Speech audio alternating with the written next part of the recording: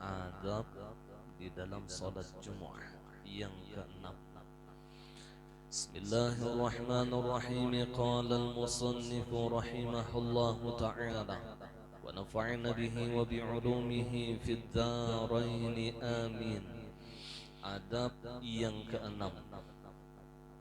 Apabila orang-orang berkumpul, maka janganlah engkau melangkahi pundak-pundak mereka.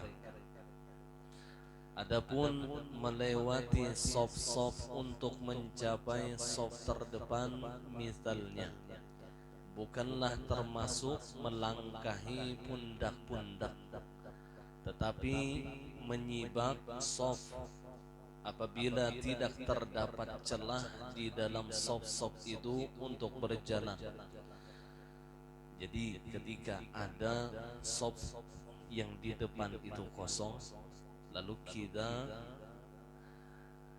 ingin menempati saf yang terdepan tersebut, lalu kita tidak dengan cara melangkahi pundak-pundak orang, maka itu tiada mengapa. Tapi dengan cara menyibak saf, model yang ulun contohkan semalam adalah, jadi kita bertunduk, japai, nurang, itu. Jadi kada yang gitu, dilangkahi bahu orang berataan, kadang gitu, tapi nah bertunduk, japai lawan tangan kita, dintuhut orang. Maka pun demikian bukan hanya di perkumpulan pada sholat Jumat saja, tapi di perkumpulan di majelis-majelis kebaikan pun juga seperti itu. Baik di dalam suatu acara atau majelis ilmu atau majelis zikir, ketika kita ingin maju di shaf yang terdepan, ada shaf yang di muka, sedangkan yang di belakang tidak mau memajui, ada hakun maju, maka kita ingin masuk dengan tanpa melangkahi pundak-pundak orang, itu tiada mengapa dan tidak dimakruhkan. Jadi yang dimakruhkan itu dengan melangkahi pundak orang.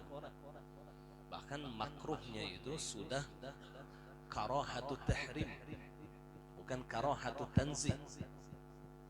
Karena hukum makruh itu ada dua, ada karahatut tanzih, ada karahatut tahrim. Kalau karahatut tanzih itu kada berdosa. Sebagaimana definisi makruh apabila dikerjakan tidak berdosa, apabila ditinggalkan niatnya menjunjung perintah Allah, maka ia mendapatkan pahala. Tapi kalau karahatut tahrim itu sudah mengandung dosa, tapi dosanya dosa kecil, bukan dosa besar. Jadi makruh itu ada dua, ada karahatut tanzih, ada karahatut tahrim. Nah, melangkahi pundak-pundak hukumnya sangat makruh. Ya, yang maksudnya sangat makruh di sini masuk kategori karahatut tahrim. Karena Nabi Muhammad SAW melihat seorang laki-laki melangkahi pundak orang-orang. Lalu Nabi Muhammad SAW berkata kepadanya, duduklah, engkau telah mengganggu orang lain karena datang terlambat. Akhlaknya para sahabat, akhlaknya Rasulullah ketika beliau terlambat, maka ia tidak harus mengganggu orang lain, tidak harus mengganggu orang lain. Ada beberapa habaib atau ulama yang ketika beliau mengisi ceramah, beliau melarang untuk berdiri, melarang untuk berubah tempat duduk, karena itu sudah perkara yang mengganggu orang yang di majelis tersebut. Tapi orang yang di tempat itu ada yang tetap berdiri karena mereka memuliakan tamu, apalagi tamu ini orang yang mulia dari ahlul baitnya Rasulullah. Jadi kalau kita memang terlambat datang, baik di dalam sholat Jumat atau di dalam suatu acara, maka jangan kaparikap apa ya orang Banjar tuh kaparigahan apa kaparigahan apa kata-katanya kapiragahan gitu, jangan kapiragahan. Kalau bahasa Arabnya jangan tasaddur, suka menonjolkan diri undana tuan guru, undana khadam habib, undana. Jadi unda harus di muka. Jangan kapiragahan. Kita harus memakai adab kita ketika kita berada di majelis. Jangan mengganggu orang duduk.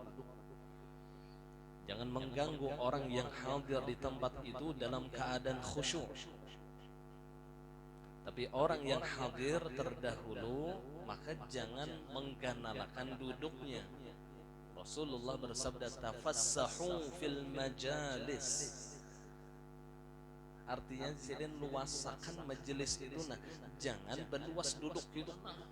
3 meter diambilnya hanya tempat ruangan. Itu ngarannya kuluh benar. Jadi kita bila ada orang yang memang datang, kita ya berpikir-pikir halus-halus duduk. Tafassahu fil majalis. Luasakan majelis itu, diluasakan.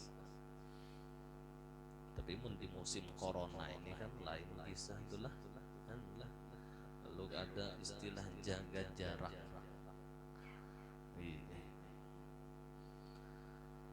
Allah.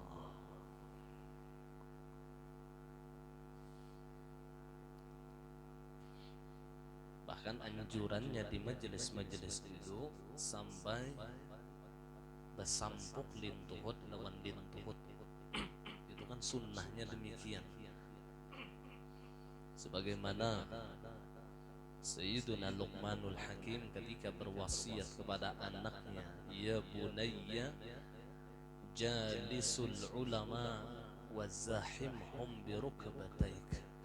Wahai anakku, sesakilah majelis-majelis ulama, wazahimhum bi rukbataik, dan sesaki majelis-majelis mereka dengan lutut-lutut kalian. Artinya yang ngaran sasak itu besampuk lintuhut. Ini kita kadang mengisah di zaman corona lah. Fa inna Allah yuhyil qulubal mayyita bi nuril hikmah kama yuhyil arda bi wabilis sama. Karena bahwasanya Allah menghidupkan hati yang kering kerontang dengan curahan ilmu, sebagaimana Allah menghidupkan tanah yang kering dengan curahan hujan. Jadi ini menjadi i'tibar kepada kita ketika kita memberi wasiat dengan anak kita, maka wasiatkanlah yang lebih banyak urusan agama. Jangan hanya wasiat urusan dunia. Yang paling sering kita mendengar ketika ada orang yang dalam sakit-sakitan, mereka hanya berwasiat urusan harta. Nah, itu ada di belakang rumah kita ini 2 hektar atau kebun, itu ampun orang lah. Anak ini tak kacut sudah tibar pun apa kalinya 2 hektar kayaknya ampun orang. Tuh ada segel nak di lemar tuh ada 10 segel tuh orang dia minta simpan di lon abah dan nempuk segel abah. Kebanyakan wasiat kita kepada anak-anak kita hanya di urusan tentang harta. Ya tidak pernah berwasiat kepada anaknya urusan agama. Nak, bila abah meninggal jangkali naklah menuntut ilmu. Hadir nak di majelis ulama, hadir di majelis orang saleh. Biasalah kita mendengar, jarang. Anakku babinian mun aku mati jangan membuka aurat. Abah ikam nina, namun mati dikubur ikam membuka aurat, aku nih kena imbasnya juga. Tutup aurat ikam. Wahai anak-anakku jangan tinggalkan sholat. Orang dulu wasiatnya seperti itu dengan anaknya. Kada yang urusan harta dunia belaka. Tapi orang yang ahli dunia, maka wasiatnya hanya tentang dunia. Tapi kalau orang yang ahli akhirat, maka wasiatnya yang ia pikirkan akhirat dengan anak istrinya. Itu yang ia pikirkan, karena keselamatan akhirat jauh lebih utama daripada keselamatan dunia. Jadi mulai wahini, ayo kita berwasiat lawan anak-anak kita, lawan bini kita. Beri wasiat mereka dengan wasiat agama, karena berwasiat itu hukumnya sunnah dari sekarang. Bukannya waktu hingak-hingak itu hanya berwasiat kada. Orang bahari itu malah mereka menulis wasiat, mereka letakkan di atas tempat tidur mereka, artinya di bawah bantal. Diandak di bawah bantal, kalau pinak selajur. Orang bahari itu betulis sudah wasiat, ma'anumnya jangan berwasiat sudah nah. Nyam Azrail itu kada memikirkan anum Tuhan. Kalau bang anum ni kena yang mati ya kasihan. Kada ada bayi bang betuyuk yang mati. Bayi hanya lahir ke dunia. Aynama takunu yudrikumul maut walau kuntum fi burujin musyayyadah. Dimanapun kalian berada, kata Allah, maka kematian akan menjumpai kalian sekalipun kalian di dalam benteng yang sangat kokoh, dalam kesehatan yang luar biasa, amun sampai ajalnya isdet. Biar anum sehat bugar, amun sudah sampai ajalnya habis kontrak.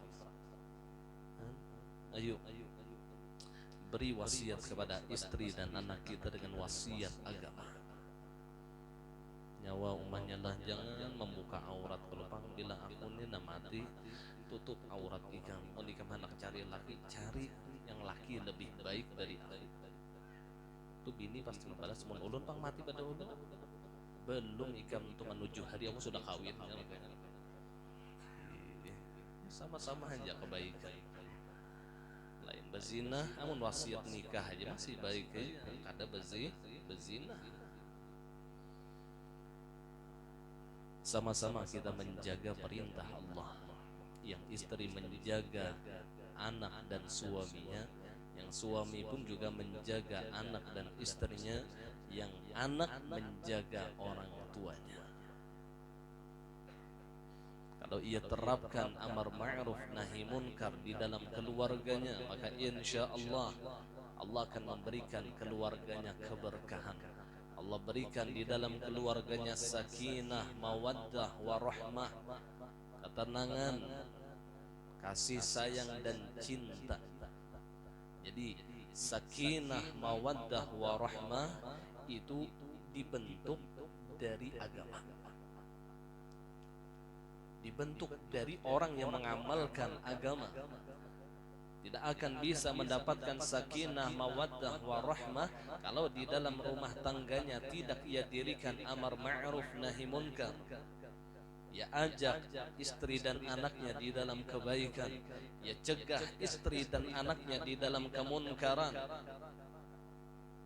maka akan diberkahi keluarganya oleh Allah. Yang kita cari ini keberkahan, biar sugih tapi berberkah. Sudah miskin, sakit, bakalahian ya terus kawian. Tapi anak 13 tiap tahun betianan rupanya imbah bakalahian dolo. Kira-kira apa ina rasa uyu ayu tegatel bini ina membuka nafsu. Allah, rasa kita ni jauh pengantin pertama, malam pertama. Allah, ayo dirikan agama di dalam rumah tangga kita. Ibda bi nafsi, summa biman ta'ud. Mulai dari diri engkau, kemudian keluarga engkau. Qu anfusakum wa ahlikum nara. Peliharalah diri kalian, kata Allah, dan keluarga kalian daripada api neraka. Jangan orang tuanya memikirkan dirinya. Yang penting unda sembahyang, anak kayak apa barang aja. Yang penting unda menuntut ilmu, terserah aja anak bini unda kayak apa. Jangan, itu hendak seorang aja masuk surga. Mun amun masuk surga, Amun dituntut oleh Allah anak bininya, kenapa nyawa jadi meninggalkan perintah Allah? Laki unda kada tahu-tahu muha, abah unda kada tahu-tahu muha, biar pian ahli ibadah, maka pian akan dipanggil oleh Allah untuk masuk ke dalam neraka bersama anak bini pian. Karena anak bini adalah amanah Allah.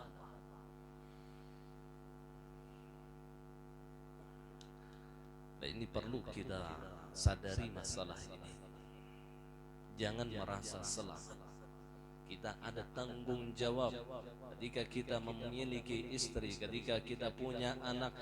Bukan hanya di dunia tanggung jawab kita, tapi sampai ke akhirat. Sekolahkan ia betul-betul sekolah agama, didik ia didikan agama. Bukan hanya masalah dunia ini, sampai ke akhirat. Demi Allah, kalau bang di dunia imbah mati kita kada ada tahu kisah lagi lawan anak kita, kada. Di akhirat kena diadili oleh Allah. Ya Rasulullah, mudahan kita dan keluarga kita diberikan keselamatan oleh Allah, zahir batin, dunia dan akhirat. Makanya ada ulama sufiah yang mengatakan, mereka mengambil di dalam salah satu hadis Rasulullah, khairukum al-khafiful hal, sebaik-baik kalian adalah orang yang ringan tanggungannya, tidak punya istri dan tidak punya anak. Karena tanggungannya itu seringan. Dan ada yang orang soleh, waliullah, yang mereka bertahan tidak punya istri. Kenapa? Karena mereka khawatir ketika aku punya istri akan terganggu ibadahku kepada Allah. Nah, kalau tujuannya tidak punya istri demikian, dibolehkan di dalam agama. Boleh aja kada begini, asal niatnya apabila aku begini, jangan terganggu ibadahku, boleh. Tapi jikalau ia tidak beristri, bukan tidak mengganggu, malah terganggu, makin kada begini makin terganggu, macam-macam pikiran. Lihat yang binata banding naik ampere, itu lebih baik begini. Amalkan sunnah Rasulullah, an-nikahu sunnati faman raghiba an sunnati falaysa minni. Nikah adalah sunnahku, kata Rasulullah. Maka barang siapa benci daripada sunnahku, maka bukan ia daripada golongan umatku.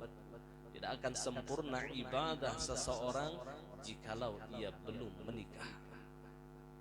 Jadi orang yang sudah bebini nih lawan orang yang belum bebini, inya sembahyang sama 2 rakaat, pahalanya lain. Lebih besar orang yang punya istri daripada orang yang belum punya istri. Orang yang sudah bebini baanakan lawan orang yang sudah bebini tapi belum baanakan, beibadahnya sembahyang sama 2 rakaat, lebih besar orang yang punya istri dan punya anak daripada orang yang punya istri belum punya anak. At-thawab biqadri ta'ab. Allah menilai ibadah pahala seseorang itu sekedar lelahnya ia di dalam melaksanakan ibadah. Jadi urusan akhirat itu tergantung kesungguhan kita.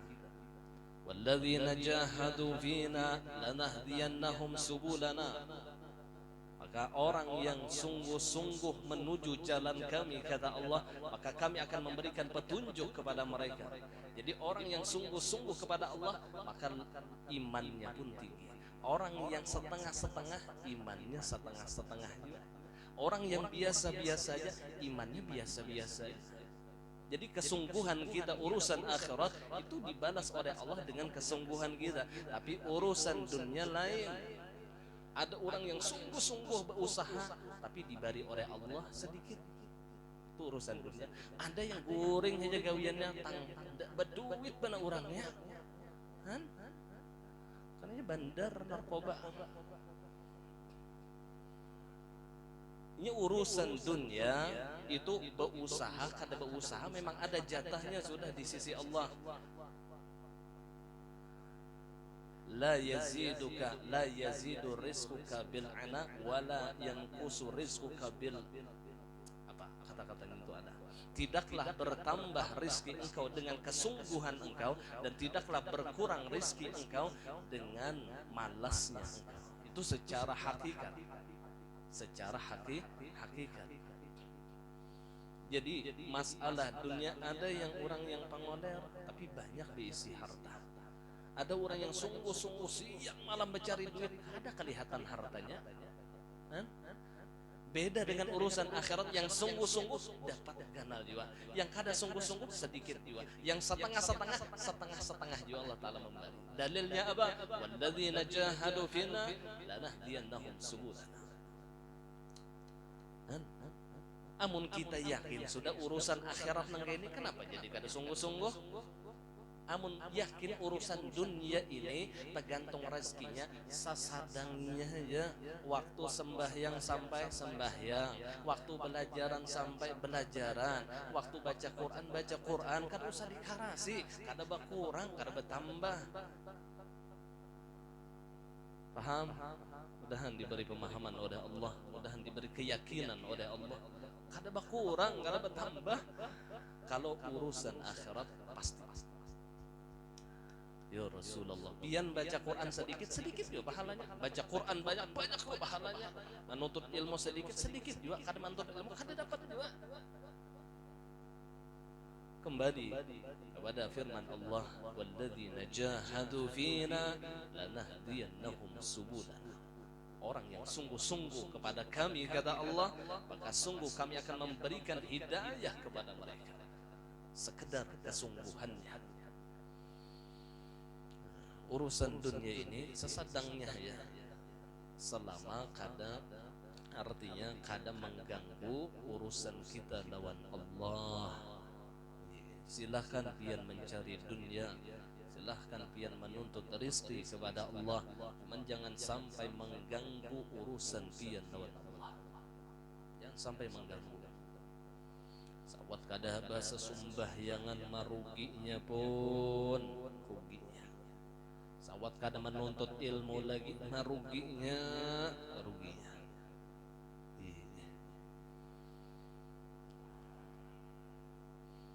15 tahun kada suat tercapai Al-Quran, kurangnya bisa baca Quran. Pas membuka Quran kada ingat lagi di huruf. Dahulu juga udah tamat Quran, kalau lawasan kada membuka Al-Quran. Ya Rasulullah, ayo mudahan Allah memberikan taufik dan hidayah kepada kita. Jadi jangan disamakan urusan dunia lawan urusan akhirat. Jangan disamakan. Kadanya bila kita kada cangkal jar sedikit juga, itu menurut kita.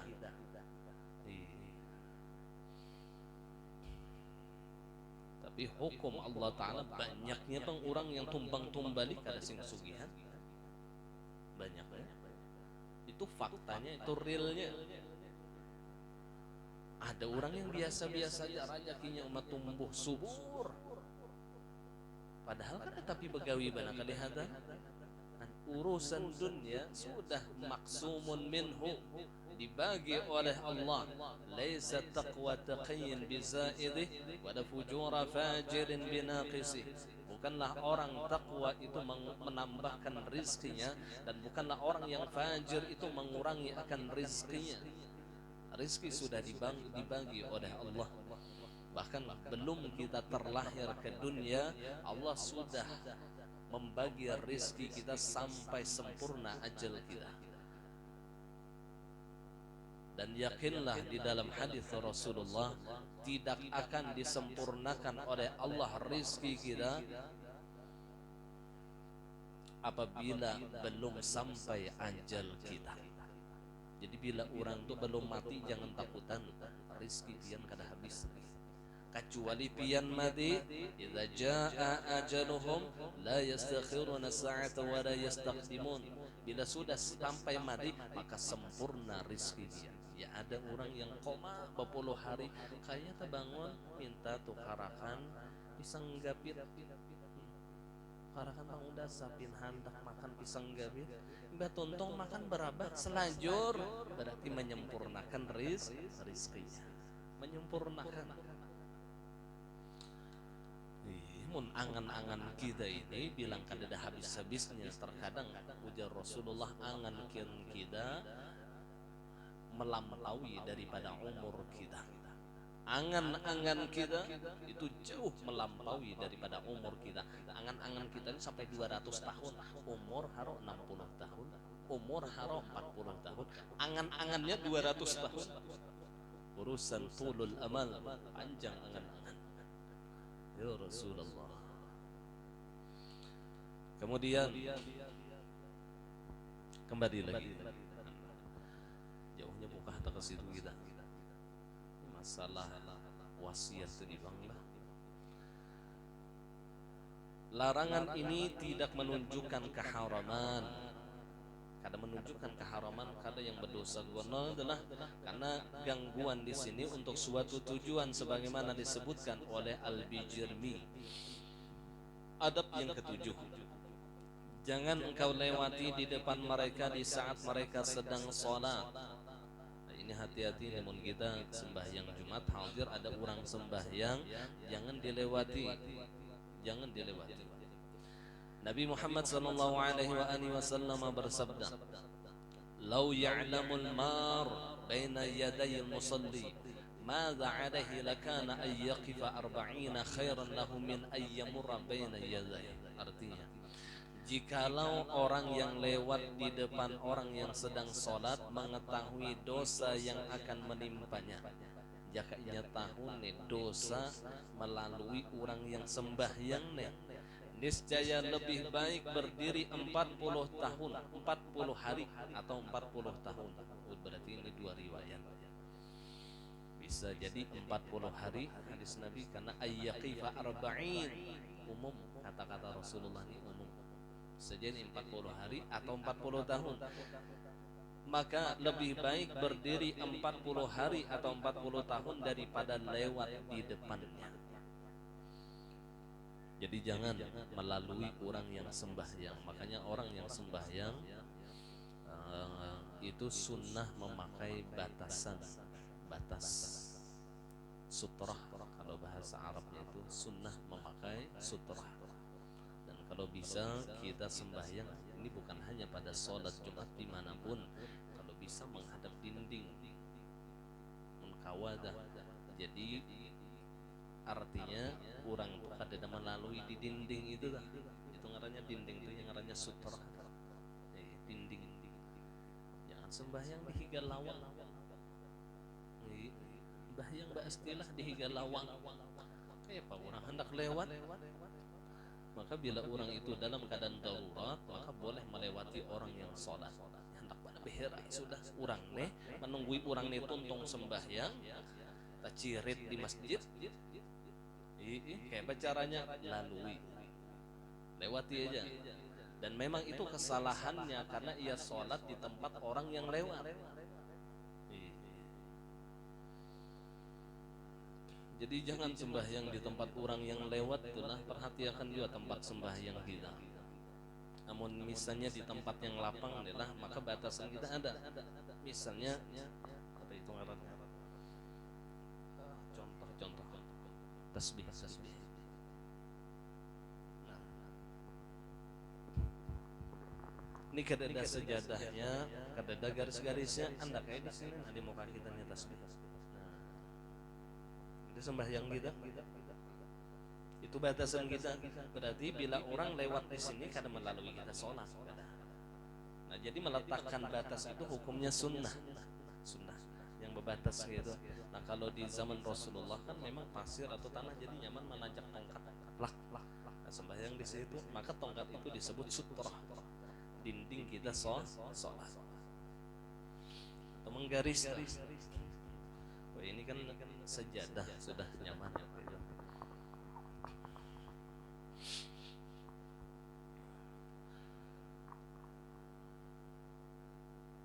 Duduklah di dekat dinding atau tiang. Nah, ini saran sidin ya. Duduklah di dekat dinding di sidin. Jadi kada tapi terlalui orang atau tiang agar mereka tidak lewat di depan engkau. Jika engkau menemukan tiang, namun tetamu tiang, maka letakkanlah sesuatu di depan engkau sebagai tanda pembatas.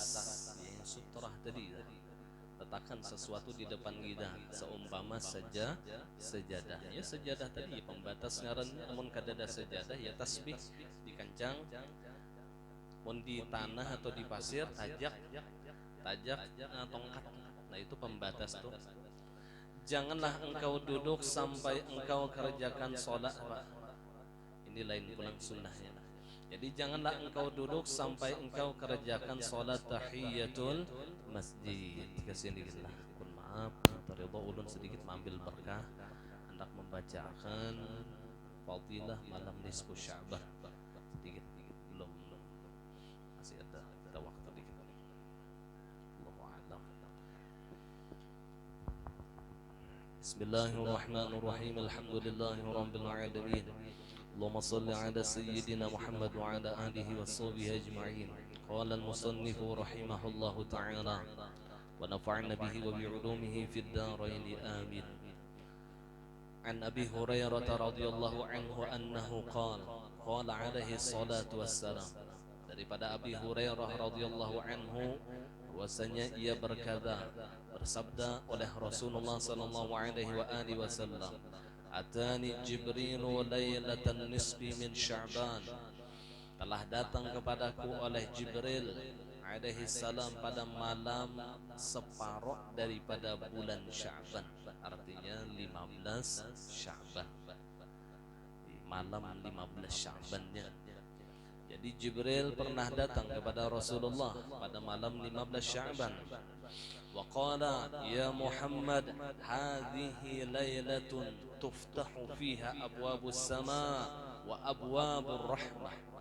Wahai Muhammad, kata Jibril, ini malam dibukakan padanya pintu-pintu langit dan pintu-pintu rahmat. Faqum wa salli warfa' ra'saka wa yadayka ila sama.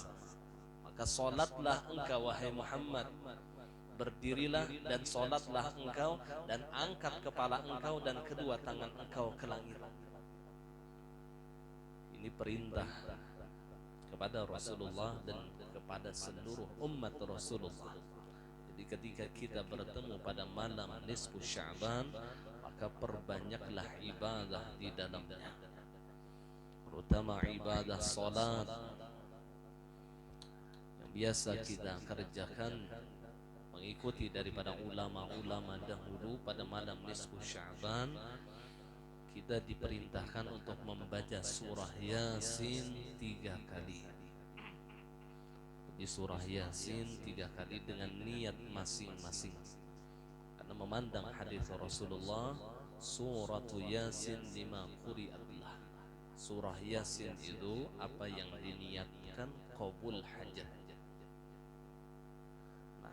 Niatnya pun juga diatur oleh para ulama. Jadi insyaallah untuk malam nisfu Sya'ban ulun perdana itu pemulaan.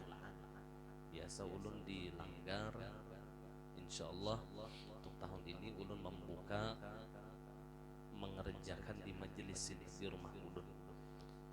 Jadi bagi pian yang hendak umpatan, yang hendak hadir, bismillah. Sebelum maghrib sudah hadir di sini, binian lelakian. Sebelum maghrib, ulun masih kada tahu nih kepastian malam nisfu Sya'ban.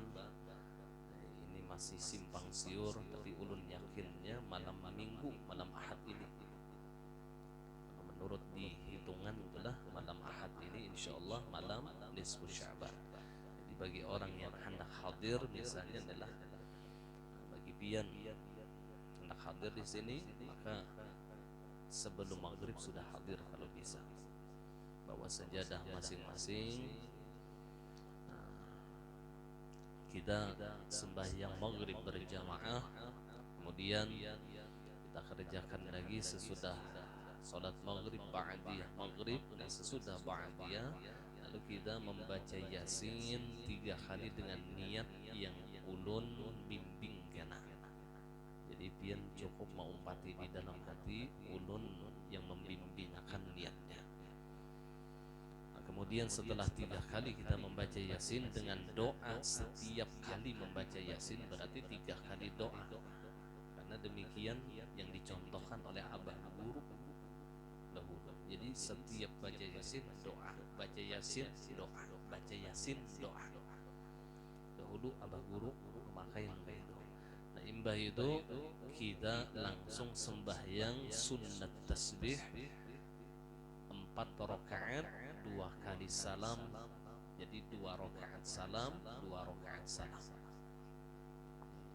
Nah, kemudian kita kerjakan sholat isya. Setelah sholat isya kita kerjakan lagi sholat sunnat hajat berjamaah. Dan insya Allah nanti ditutup dengan tahlil. Dan insya Allah itu juga ulun kena membaca tasbih Nabi Yunus secara berjamaah. Jadi waktunya bukan lagi sesudah isya, tapi langsung di waktu itu. Biasanya kan kita berpisah, ini karena ini bersambung, jadi langsung membaca tasbih Nabi Yunus berjamaah, hitung orang bagi 2375 kali bagi orang yang hadir. Karena ujar guru ulun boleh aja nangka itu sebagaimana tasbih apa tahlil 70.000 boleh berbagi. Maka tasbih Nabi Yunus pun boleh berbagi. Karena berapa? Supaya pas angkanya 2375 kali. Karena ada sir di dalam jumlah itu, ada rahasia. Jadi jangan kurang, jangan lebih. Di dalam kitab Kanzun Najah wa Surur itu disebutkan barang siapa membaca tasbih Nabi Yunus dengan jumlah 2375 kali pada malam nisfu Sya'ban, maka 1 tahun ia tidak akan bertemu dengan sesuatu yang tidak disukainya. Macam-macamnya kada suka. Ada berduit kada suka, garing kada suka kita, bakal lahir kada suka kita, bakal apa ngarannya beributan lawan bini kada suka. Insya Allah berkat tasbih Nabi Yunus tadi dihindarkan oleh Allah. Amun ada jua ya kada banget benar, kada banget benar. Insya Allah ya mudah-mudahan kena disehatkan oleh Allah, dipanjangkan umur kita. Jadi yang hendak umpat kena bismillah silahkan kada apa-apa. Beginian lelakian. Jadi pada malam itu Rasulullah diperintahkan oleh Jibril untuk sholat dan memperbanyak doa. Karena pada malam itu dibukakan oleh Allah pintu-pintu rahmat. Artinya kita berdoa tembus ke arasy. Mustajabud da'wah. Mustajabud da'wah. Ulun ingat benar-benar dulu tuh hendak benar menjual kendaraan ulun Astrea hari. Ulun ingat benar tuh kejadian malam nisfu Sya'ban. Berbulan-bulan sudah ditawarkan, ada sing hakunan, ada yang hakun menawar 1 juta. Umat purunnya panggil ulun. Ulunnya hendak 3,5 juta. Maksud ulun memberi toko orang yang maandak kendaraan ulun pun menawarkan 1,5 juta, ulun 3 jutanya. Jadi ada yang menawar 1 juta kada, ada menawar 2 juta kada. Lawas sudah bepajang. Ya Allah, malam nisfu Sya'ban ulun tangsa anda kurun bener bang bah ada, tapi ada duit 3 juta nih, ada hutang ulun lawan orang. Makanya kalau lawasan berhutang mau kada mau ini bila payo kendaraan menambal hutang, itu masalahnya. Malam tu betangsa ulun. Ya Allah, isok puasa datang orang Jawa yang orang Megasari sana, kalau pada khilaf datang menakuni kendaraan kendaraan ulun. Deal waktu itu juga sekitar jam 4 sore 3,5 juta.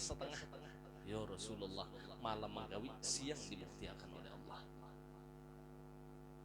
Ya Rasulullah, rahatan puasa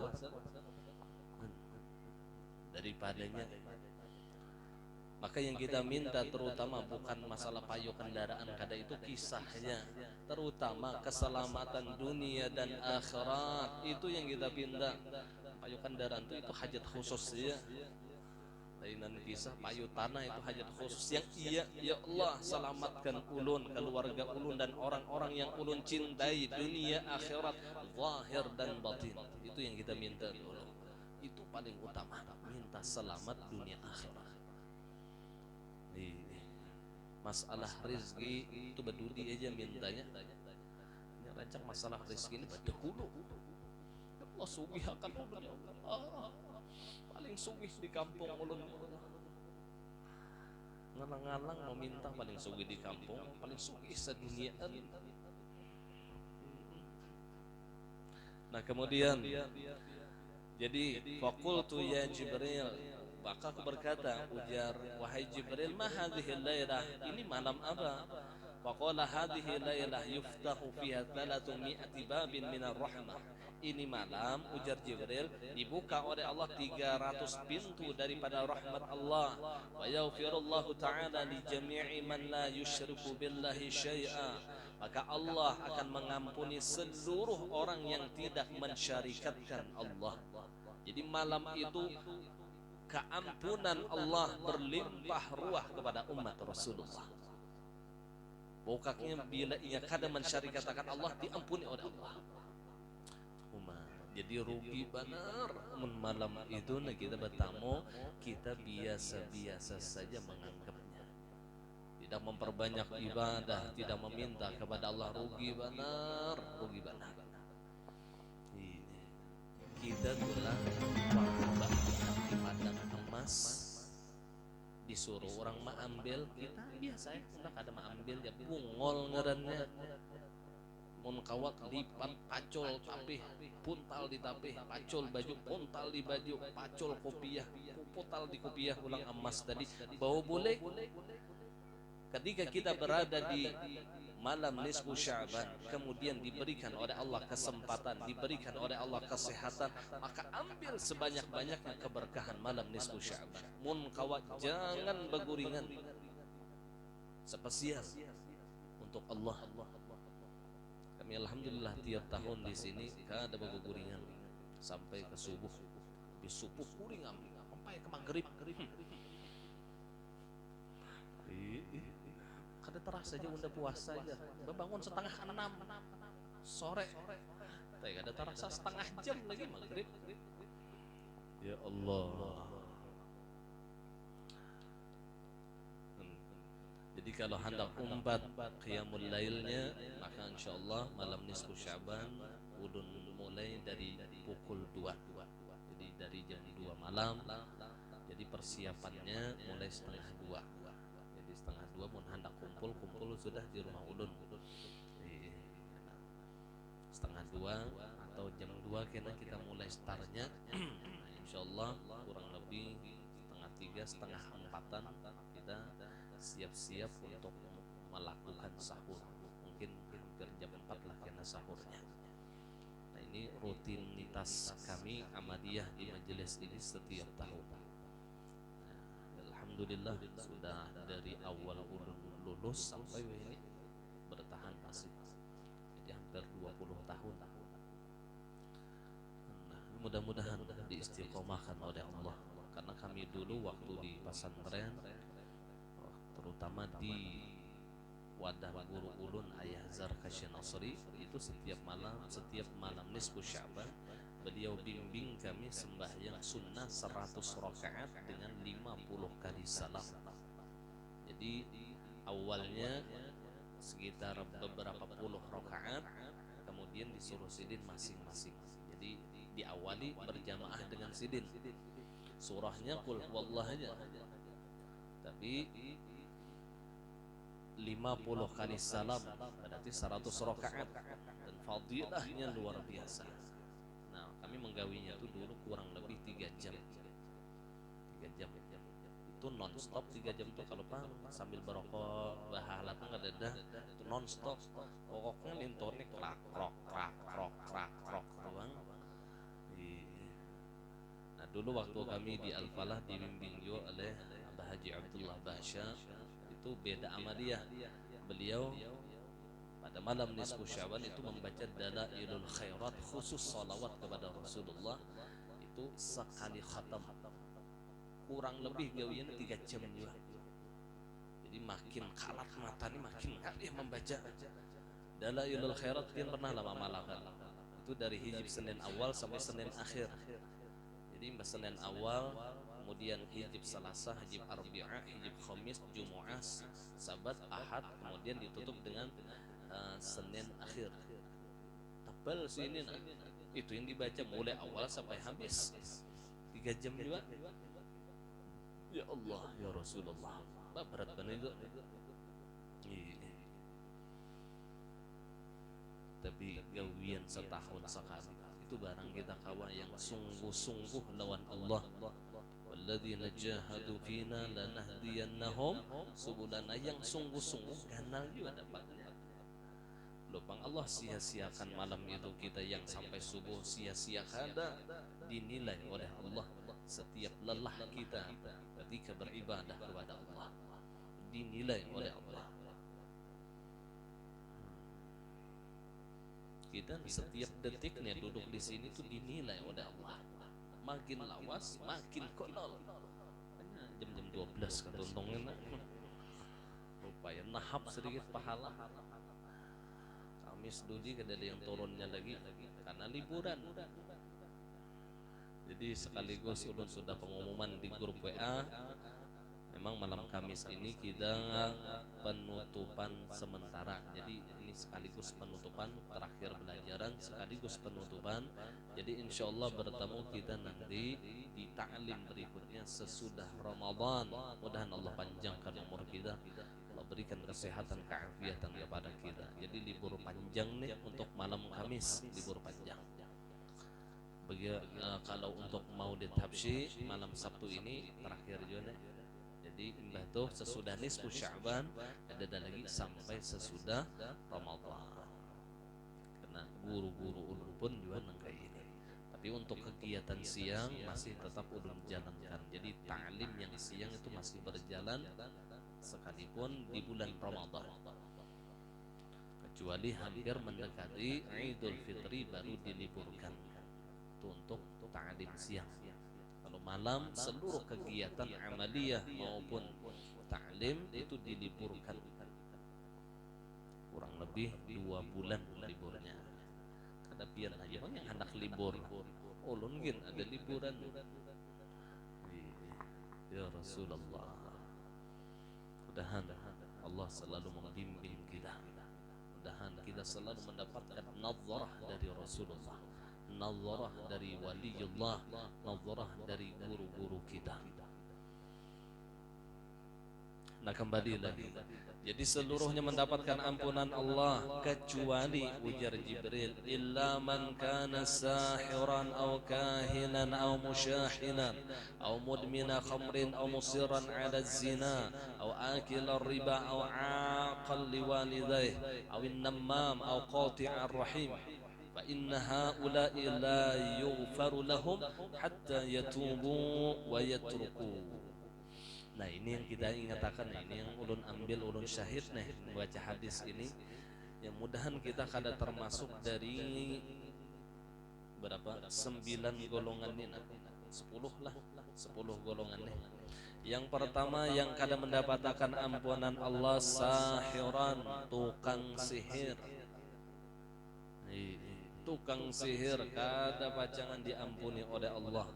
Orang yang bakawan lawan jin, bersahabat lawan jin, yang bertetambaan tapi di luar daripada syariat, maka itu namanya sihir. Aw kahinan atau dukun, itu sepupu sekali ya. Lawan sahiran, kahinan tuh sepupu sekalian aja, kok kurang lebih aja. Jangankan jadi tukang sihirnya, datang ke tukang sihir aja, datang ke dukun aja kada percaya ujar Nabi, lam tuqbal salatuh arba'ina yauman, maka Allah menolak sembahyangnya 40 hari. Itu kada percaya. Kita nih datang wadah dukun ke rumahnya berjajak, berkisah-kisah, kada percaya lawan inya, itu 40 hari sembahyang kita ditolak oleh Allah. Kada rugilah. Fa in amina bi amun inya percaya lawan si dukun tadi, apa ujian Nabi? Faqad kafara bima unzila ala sayyidina Muhammad. Maka ia sungguh kafir dengan Al-Qur'anul Karim. Kafir dengan Al-Qur'an. Amunnya percaya, amun kada percaya 40 hari sembahyang ditolak oleh Allah. Besar. Itu kada jadi dukun yang datang ke dukun. Menjadi dukunnya wallahu alam kayak apa dosanya? Kan pikirakan ya biar yang datang ke dukun kayak itu tuh dosanya nang kayak apa yang jadi dukunnya. Apalagi ada persatuan dukun weh ini. Ya Allah ya Rasulullah, kada sopan kah di hadapan Allah? Ada sopan kah lawan Rasulullah? Ya Rasulullah, macam-macam. Au musyahinan. Yang ketiga, ya kah yang ketiga? Yang ketiga yang kada dapat ampunan Allah pada malam nisfu Sya'ban, katujuh bakalahian. Musyahinan itu katujuh bakalahian. Anak bahual aja gawian. Bila duduk lawan orang dapat tampar. Bila kumpul lawan kawan kan ada sisikutan aja tuh. Itu aja gawiannya. Kada diampuni Allah biar hirang dahi sujud, tapi nya kada bertobat daripada perbuatan itu, tidak akan diampuni oleh Allah pada malam nisfu Sya'ban. Makanya dianjurkan kita saling memaafkan di malam nisfu Sya'ban. Men ada dendam di hati kita, ayo hilangkan dendam di hati kita. Rugi kita beribadah di malam nisfu Sya'ban, ternyata ada sangkal di hati kita lawan saudara kita seiman. Rugi gonol, ternyata masih bahuanan lawan orang. Rugi gonol. Uyuhnya kita beribadah di malam nisfu Sya'ban, ternyata kita masih ketujuh bakalahian.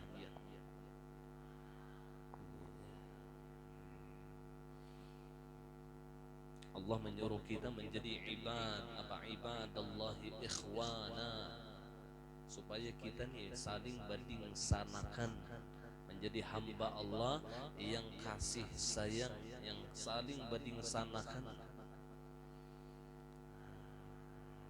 Jikalau engkau, kata sahabat Rasulullah, ingin selamat daripada azab Allah, fa ahibbal muslimin kama tuhibbu li nafsik, maka cintailah orang Islam sebagaimana engkau cinta lawan diri engkau, maka engkau akan selamat daripada azabnya Allah. Jadi mun kita nih menyumpahi orang, itu sama kita menyumpahi diri kita, begitu aja. Jadi orang Islam itu al-mu'min mir'atul mu'min. Orang beriman itu cermin lawan orang beriman. Nah, latihannya pian bercermin. Sumpahi di dalam cermin itu bungol. Berarti siapa yang pian sumpahi? Hah? Siapa yang pian sumpahi? Pian tabulik. Al-mu'min mir'atul mu'min. Orang beriman itu cermin bagi orang yang beriman lainnya. Jadi mun kita telah menyumpahi orang, maka sama menyumpahi kita. Kita menipu orang, sama menipu diri kita. Kita berdusta lawan orang, sama mendustai kita. Kita menzalim lawan orang, sama halnya kita menzalim lawan diri kita. Ketujuhlah kita dizalim, kada ketujuh, jangan zalim orang. Ketujuhlah kita didustai orang, kada ketujuh, jangan berdusta, jangan mendustai orang. Ketujuhlah kita ditampar orang, kada ketujuh, jangan menampar orang. Ketujuhlah kita disambat orang, kada ketujuh, jangan menyambat orang. Habis, itulah orang beriman yang sejati. Al-muslimun man salimal muslimuna min lisanih wa yadihi. Orang yang Islam sesungguhnya, kata Rasulullah, maka orang Islam yang selain selamat daripada lisannya dan kekuasaannya. Mantangan inya pejabat, mantangan inya polisi, aparat, lalu inya bahasa kehendaknya menzolim orang. Mantangannya hakim, sakahendaknya memutuskan keputusan lawan orang. Tunggu ujar Allah. Mun inya tuh di tempat orang yang terzalim kayak apa rasanya? Da'watul mazlum mustajabah. Doa orang yang dizalim itu dikabul oleh Allah.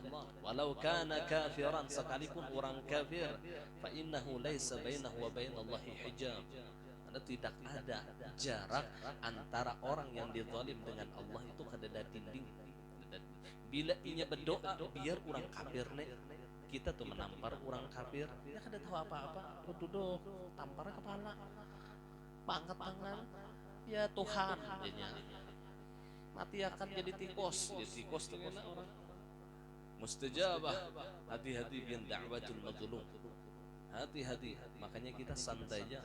Maka kun mazluman wa la takun zaliman, ujar ulama, jadilah orang yang terzalimi, jangan menjadi orang yang menzalimi. Jadi kita bersyukur kalau posisi kita di tempat orang yang terzalim. Bersyukur kepada Allah. Jangan sakit hati, sebenarnya itu nikmat dari Allah. Kenapa? Allah memposisikan kita di posisi yang luar biasa nikmatnya.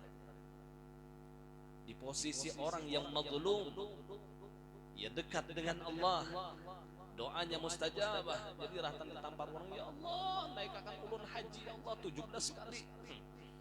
Kan usah mendoakan orang sakit, baik mendoakan diri seorang. Tampulu mustajabud dakwah. Kun mazluman wa la takun zaliman, jadilah orang yang terzalimi, jangan menjadi orang yang menzalimi. Luar biasa, ini kalimat luar biasa. Maka ketika kita terzalimi, alhamdulillah, kita kada jadi orang zalim. Innallah la yuhibbul zalimin, Allah benci lawan orang zalim. Jadi bila orang yang mazlum dicintai Allah. Satu mata, kalau kita membalikkan hati yang asalnya sangkal gembira, kenapa? Ada ilmunya. Ini bila ada ilmunya yang sakit hati berumuran, merasa terzalim, sangkal pada hati berumuran sakit hati, makanya dicari tatawarannya, dicari obatnya supaya jangan penyakit hatian. Ini kada dicari-cari, dan berumuran, sakit hati berumuran, rugi hidup. Bilang hidup sakit hati aja, mbah dikubur siksa malaikat tak pulang, double. Ya Allah, ya Rasulullah. Kemudian yang keempat, ya kah? Yang keempat kah? Oh kada.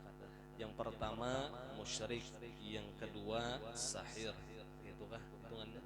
Yang ketiga dukun, yang keempat orang yang ketujuh bakalahi, yang kelima mudmina khamrin, orang yang mengakalkan minum khamar, orang yang masih berobat, yang menyabuk, yang masih ngeplay. Orang ini ngeplay ngarannya pacah barang. Amunnya kada bertobat, bertamu malam nisfu Sya'ban, kada pacangan diampuni oleh Allah. Ayo juaan sudah. Aduh sayang obat-obat itu ini. Tunggal di kita bersihkan diri kita. Kita ni pacangan menghadap Allah. Kita ni pacangan menghadap malaikat maut. Pacangan menghadap kematian apa sang kita. Rubah diri kita. Apalagi belum mencapai umur 40 tahun. Sudah 40 tahun harus dirubah. Namun belum, ayo berusaha jangan sampai umur 40 tahun nangkai ini aja sifat ada berubah-ubah. Kita khawatir apa yang disabdakan oleh Nabi, man jawaza umruhul arba'in lam yaghlib khairuhu syarrah falyatabawwa maq'adahu minan nar. Siapa umurnya sudah mencapai 40 tahun tapi kada ada perubahan di dalam dirinya, kebaikannya tidak bisa memenangkan akan kejahatannya, maka siapkanlah tempatnya di dalam api nerakanya Allah. Maksudnya umur 40 tahun lewat itu ngalih sudah merubah diri, tapi dengan kesungguhan pasti kawan, pasti kawan. Tapi tangalih pada yang sebelum 40 tahun tangalih. Juaan sudah nggak usah lagi yang model obat, yang menyabuk, yang tadi yang pacah barang tadi, sudah kita ini pacangan bertamu malam mulia. Kemudian au musiran ada zina, orang yang masih mengakali zina, kada pacangan diampuni Allah juga pada malam nisfu Sya'ban. Wa akilar riba, orang yang masih memakan riba, yang masih memakan riba. Maka orang yang kena laknat ini bukan hanya memakan riba, la'anallah akilar riba wa muwakkilahu wa katibahu wa syahidahu. Allah melaknat orang yang memakan riba dan wakilnya dan tukang tulisnya dan saksi-saksinya, seluruhnya mendapatkan laknat Allah. Tumbang tumbalik mun malam nisfu Syaban nya meminta ampun ibadah lawan Allah kada diampuni Allah, mun nya kada tobat daripada perkara riba yang sudah terlanjur. Ayo dikasih itu aja, riba itu jangan lagi digauli.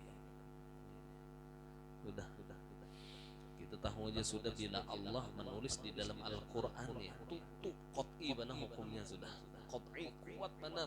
Yamhaqullahu riba wa yurbis shadaqah. Allah akan menghancurkan yang namanya riba dan memberikan keuntungan di dalam sedekah.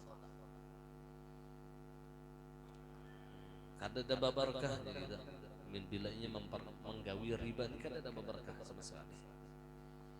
Aw aqal walidain, atau durhaka lawan kuitan. Nah, minta ampun lawan kuitan yang sudah meninggal, ziarahi kubur kuitan sebelum malam nisfu Sya'ban.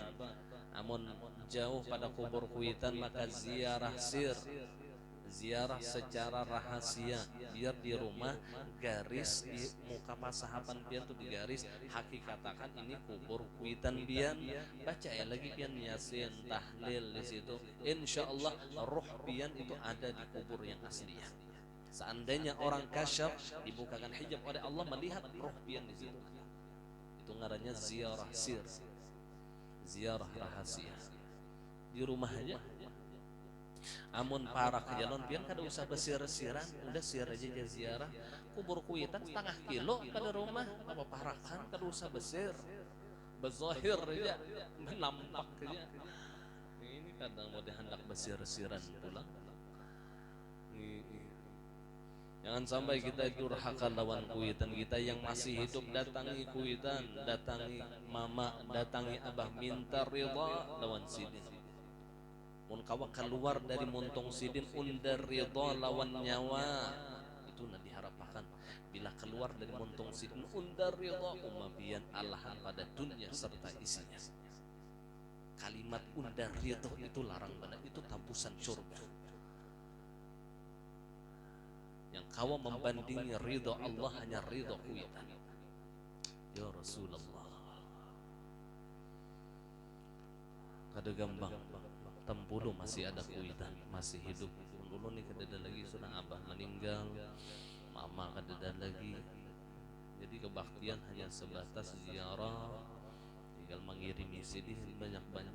Mun yang masih hidup untung benar, jalan pian menuju surga tuh ada parak pian. Ada usah ngalih-kalih hendak mencari surga, kuitan masih hidup. Al-jannah tahta aqdamil ummahat, surga itu di bawah telapak kaki ibu. Artinya tuntut ridha mereka, cari kesenangan mereka. Ridha itu senangnya kuitan itu apa? Dicari gembiranya. Mun kuitan ke-7 diuruti kuitan ke-7 biasanya dikirimi duit. Kuitan ini biar kada dikirimi tapi sidin de elangi himong bandar undar, biar kada dibari duit tapi de elangi himong elangi. Tambulu mun sudah meninggal kuitan kada ada jalannya lagi. Kada ada jalannya lagi. Rasa kada bisi tongkat kita. Dahulu ulun bila apa-apa datang wadah mama minta doa. Bila ada perkara apa datang wadah kuitan, wah ini kemana datang? Da'watul walid ada waladihi ka da'watul nabi ada ummatihi. Du'aul walid ada waladihi ka du'aul nabi ada ummatihi. Doa kuitan lawan anak itu nangkaya doa nabi lawan umat kedudukannya. Yuk minta doa lawan kuitan. Hendak berusaha kah minta doa lawan kuitan, minta ridha lawan sidin. Insyaallah ulun jamin demi Allah bila orang bakti lawan kuitan rajakinya nyaman, rajakinya kada yang tumbang tumbalik tu bacari kada, rizkinya diberkahi oleh Allah. Ulun ingat ujar guru ulun, mun ikam nilah hendak jadi orang alim minta ridho kuitan jadi ulama bubur, mun hendak jadi wali minta ridho kuitan jadi wali, mun hendak bakaramat mencari ridho kuitan dapat karamat. Jadi apa aja tujuan kita, mun hendak sugih minta ridho kuitan sugih, mun hendak dapat ilmu minta ridho kuitan dapat ilmu. Ridallah fi ridal walidain wa sukhtullah fi sukhtil walidain. Maka senangkan orang tua kita tampulu masih hidup, gembirakan hati mereka. Biasanya kuitan itu kadang memandang kecil atau besarnya hadiah kita, yang mereka pandang perhatian kita. Jadi bila tulak ke Banjar tukarakan dastar kuitan, tukarakan tapih gasan kuitan. Ini kada dastar bini 17 penting gasan kuitan kada suah menukarakan. Cocok aja hidup tumbang tumbalik mbahnya lah. Kenapa? Kada ada kebaktian lalu lawan kuitan.